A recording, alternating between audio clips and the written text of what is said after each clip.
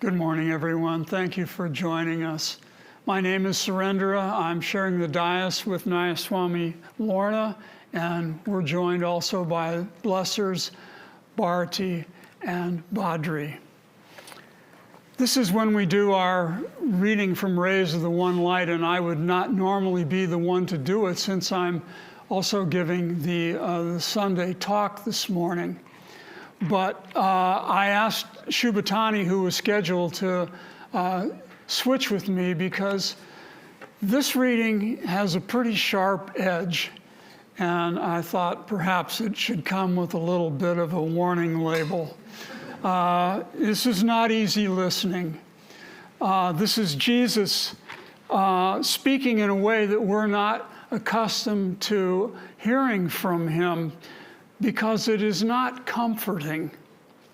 So I'm asking you to bear with it, looking for the deeper meaning, of course, that is challenging, but also essential for us to be able to grasp what it takes to follow in Jesus's footsteps.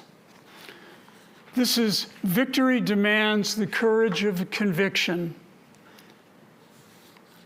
Truth is one and eternal. Realize oneness with it in your deathless self within. The following commentary is based on the teachings of Paramahansa Yogananda. Jesus Christ, in the Gospel of St. Matthew, chapter 10, says, "Think not that I am come to send peace on earth. I came not to send peace, but a sword. For I am come to set a man at variance against his father, and the daughter against her mother, and the daughter-in-law against her mother-in-law.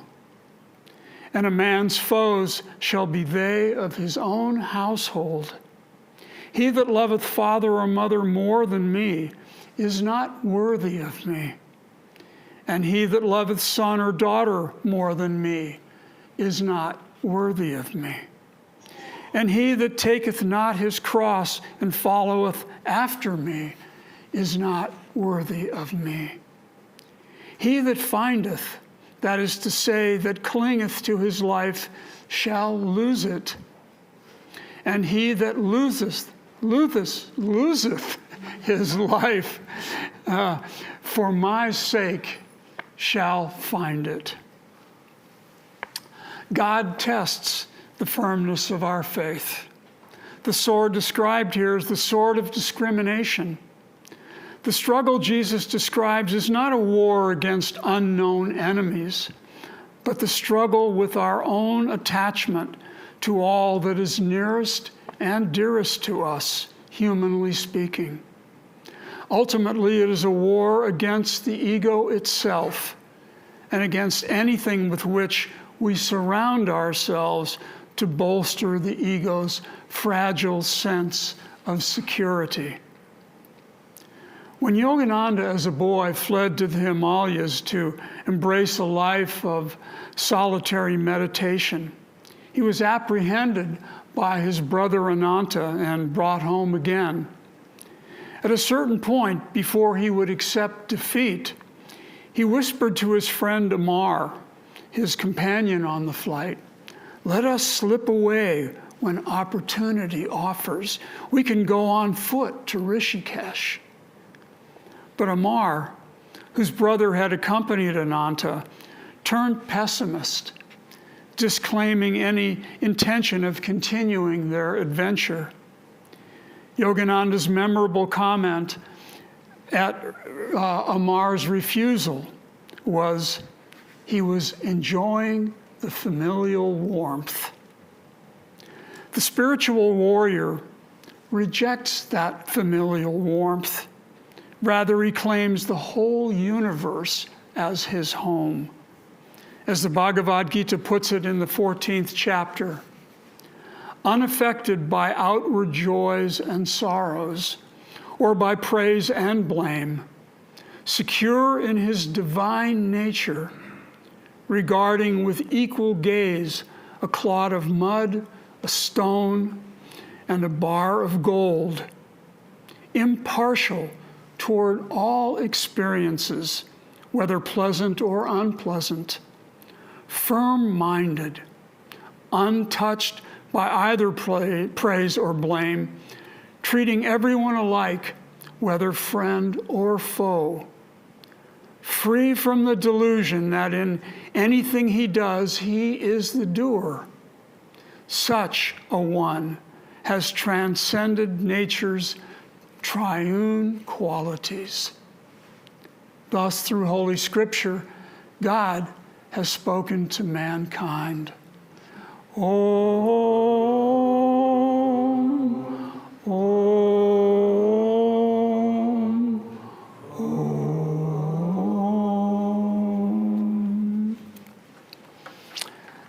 Okay, take a breath. Last week, our reading spoke of victory as a function of surrender, of surrender of the ego. Victory is central to this week's theme also, emphasizing the courage it takes to win it and the courage of conviction. These are not just ideals, they are calls to action. And there's never a better time to practice than now, because guess what? It is always now. From now until the endless end of time, the only question is, are we ready to exercise that courage and to own that conviction? Well, as you, I'm sure, noticed, this week's reading is a real zinger. Talk of wielding a sword, of family members set against one another. This is not the gentle Jesus as he is usually pictured. He says, "Think not that I am come to send peace on earth," he says, "but to send a man at variance with his own household," which I take to mean any of our worldwide human family who are indiscriminate or backward in their thinking, backward to the point of interfering with anyone's spiritual growth or with their own. Jesus is saying, be not of this world. Know who your real Father is.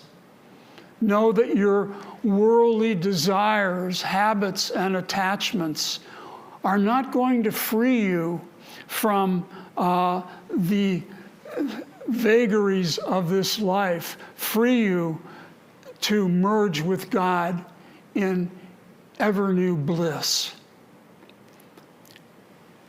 This is the lesson of the great battle of the recounted in the Bhagavad Gita, the test that each of us must confront in our quest to gain release from our karma. It requires worldly sacrifice. You know, a funny image that comes to mind from reading this reading is imagining Jesus giving this same teaching today in this modern world, surrounded by the usual swarm of media that shows up whenever there is a popular figure out in public. Can you just imagine how it would play on TV? We interrupt this program to bring you an important breaking news announcement. As reported from Jerusalem, Jesus is said to have a sword and that he intends to use it. This, no doubt, would be followed by about a week or two of video reruns and the so-called expert analysis that would most likely miss the point entirely. When you think about it, scenes like that and the tangle of interpretations that follow the confusion are a large part of what makes this planet often a dangerous and scary place as we are experiencing. Because, people tend to not so much understand, but to live on the surface of what they hear. And thus they frequently and essentially misunderstand what is true and what isn't. And therefore they fail to grasp what works and what doesn't. Witness, for example, the effect of our so-called political solutions, which in most cases tend to accentuate the problem, or at least other problems are created by it rather than anything being anywhere nearly fixed. In college, I minored in political science, which, to my chagrin, has become my favorite oxymoron. If there is anything scientific about what politicians do, it is not in evidence lately. But thank God for a sense of humor, I suppose. We need that. We need to understand, though, that it does take a sword of discrimination, and that it does take courage.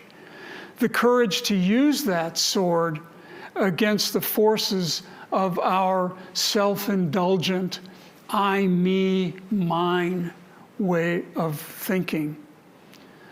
Until then, there can be no peace within us, nor in the world, no matter whether the world is out of whack or even if it is seemingly serving us well. Gandhi advised us to be the change that we see around us. If you want to know how to do that, look no farther than the life of Swami Kriyananda, the founder of Ananda. Throughout his nearly 87 years, he modeled for us exactly how to reach our highest potential spiritually and in the world as well. We admire him tremendously for all that he accomplished and for all that he represented to us. And then comes the but. But I'm really busy. I can't be like that. But my situation is different. But, my family and friends might disapprove of what I'm doing. But you fill in the blank. Victory does demand the courage of conviction. There is no slack in that statement. It's not a part-time job.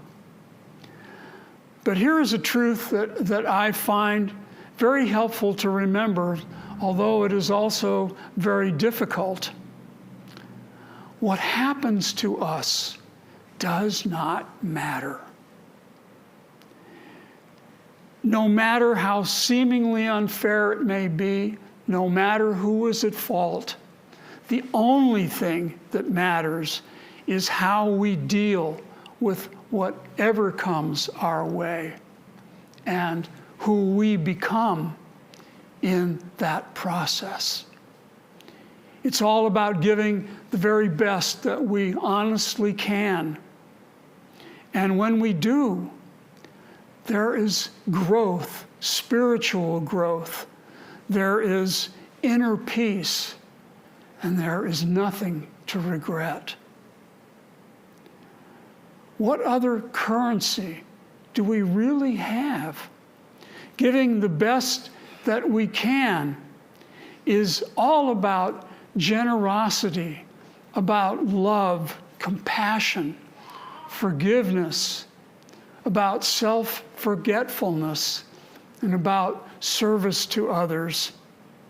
These are the coin of man's redemption, as we say in our Festival of Light. Yet when the heat is on and emotions are running high, these are not always the qualities that we reach for, at least not first. But isn't it true, as these great ones have shown us, that every event, every encounter, even every defeat is just an opportunity in disguise? There is nothing in our lives that is not a blessing to embrace. I'd like to read from a talk that Yogananda gave to his disciples, because it reveals how profoundly blessed we are to have found our way to this path of self-realization, and to have him as our guiding light. He said, "You must never lose courage. Divine Mother has sent me to pilot you out of the clouds. Your troubles I do not mind. I will never give up my job about you. Never for a moment identify yourself with your mistakes. Have no fear, even when I am gone, you will never be alone. I may not scold you then, but I shall ever be with you, and through Divine Mother will guide you from all harm. Be ever doing for Divine Mother. No matter if sickness, wars, and death dance around you. That is the secret of victory over delusion and all troubles. Be cut to pieces, but never give up. Be a divine leech. Suck at the blood of wisdom, even though torn to bits. A smooth life is not a victorious one. I will give you lots of good karma and will ever lift you up no matter how many times you fall. Keep unceasingly trying to conquer. Divine Mother will help you to win through your own efforts and the blessings of our great gurus. I am not building a mansion for you or giving you riches that will perish. I am making an imperishable home with all riches for you in my Divine Mother's mansion. Yogananda's greatest piece of advice for every situation was a two-word philosophy for all eternity: love God. But what does that mean? Is that just a high-minded concept? God is not a person or a thing. What is there to love? I wrestled with this question for many years, and it's mainly because I felt overwhelmed by what the answer is. To love God means to love everything. Challenges don't get more daunting than that. If I had to list all that I forget or neglect to love each day, well, let's not go there. Yet I can say that every progressive step that I have made is due to reflecting with love on something or someone I was unable to love before. Someone once said that anything worth doing is worth doing well. It is also true that anything worth not doing is worth not doing well. So how about if we practice not doing just one thing each day that tends to interfere with our higher attunement, our higher potential? And let's try to not do it really well. I've already been reading a lot from Swami and from Yogananda this morning, so I'm going to forego our usual reading from Whispers from Eternity, but I will close with this. Exercising the courage of any conviction. It's serious business, but why not make it enjoyable also? Courage is one of those qualities that is best practiced when light on your feet and light of heart. Think light, be light. It is, after all, the essence of who and what you are. God bless you. Let's just take a moment to reflect, and we will have some more wonderful music.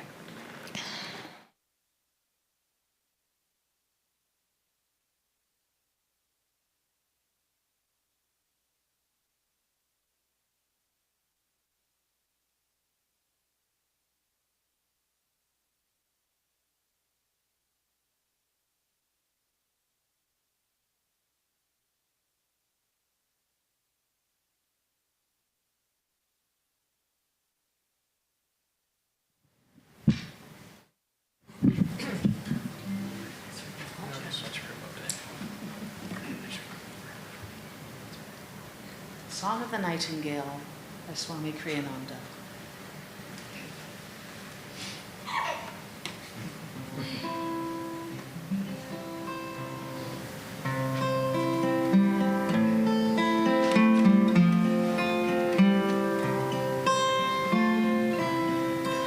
Nightingale, nightingale, sing of joy through the night. Teach my heart to impart everywhere your delight. Sing of moon rays on the ray, sing that love's not in vain. Every grief, every wrong has its ending in song.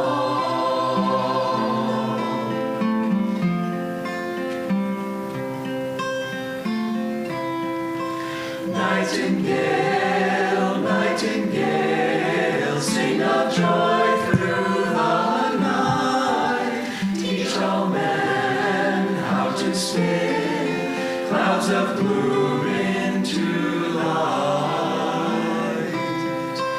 Without silence, what is song? Without night, where is dawn? Were it not for men's woes, who would smile at a rose?